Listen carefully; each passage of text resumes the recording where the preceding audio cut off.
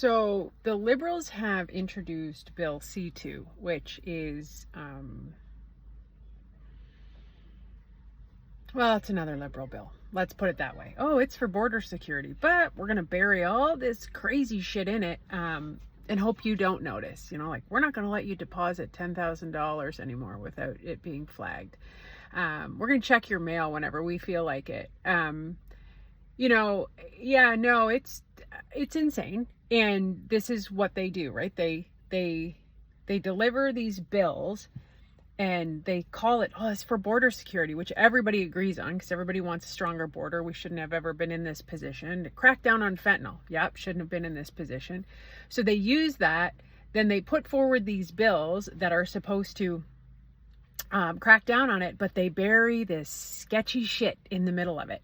And we've seen this over and over again. Like Bill C-63 was a perfect example of this. Oh, we're going to crack down on perverts online and, you know, people exploiting children and all of these horrible things that are happening. But we're going to also put in that bill, like, if you say something, we can arrest you and take you to jail for the rest of your life that we think is hateful, that we deem as dangerous. The government cannot be trusted to be in charge of these decisions. That's the bottom line. And like, okay, the real reason I did this video. The minister responsible for Bill C2 is the public safety minister, which is Gary Andigadasar. I don't even know how to say his last name. Sorry, Gary. You know what?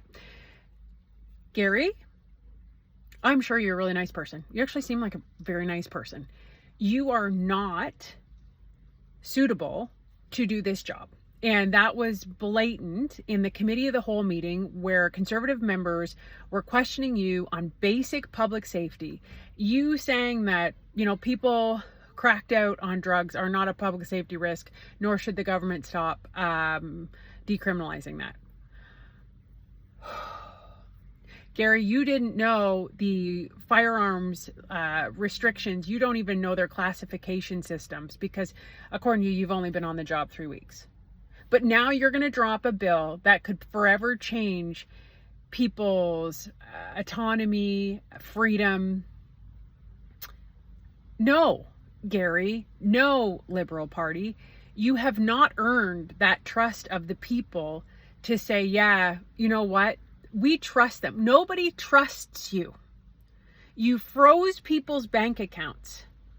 You froze people's bank accounts.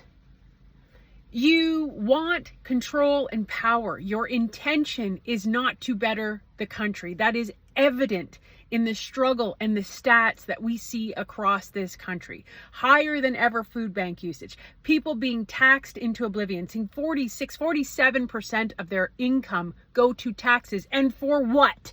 Do you have better health care? Do you have better roads? Do you have better public safety? No, no, no, no, no. No. Oh, and let's also talk about censorship in this country where the government pays the mainstream media. How could that possibly be a conflict of interest? Oh, wait, I can't say anything bad about the person who pays me. Oh, and we're also going to censor it so that you can't read any Canadian content on your social media. Guys, these bills are long, they're boring, they're confusing, and for a very good reason. So that the headline that you see is border control and immigration control. That is not what these bills are. They have these little nuances buried inside of them to slowly creep in to take control of your life, to make decisions for you. And it is absurd. And you have to pay attention and you can't back down. Anything mentionable is manageable. And these are not dark conspiracy theories. You're not a rage farmer. These are facts. Go speak to anyone who lives here as an immigrant who came from a communist regime. I drove people to Election Day who said it is a slow drip of how they impose control and starve you. And it is not absurd to think that's what's happening. And these bills are more control. Bill C2 and the minister responsible for this bill is incompetent, and it is wrong. It is not the right bill or the approach.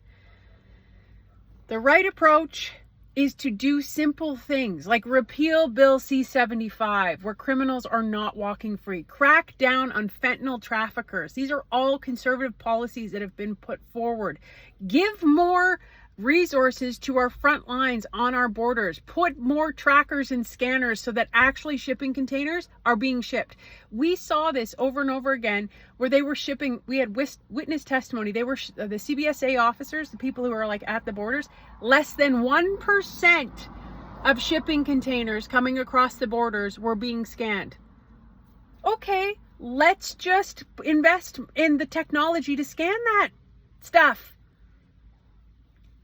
These bills are the epitome of government overreach and completely unnecessary.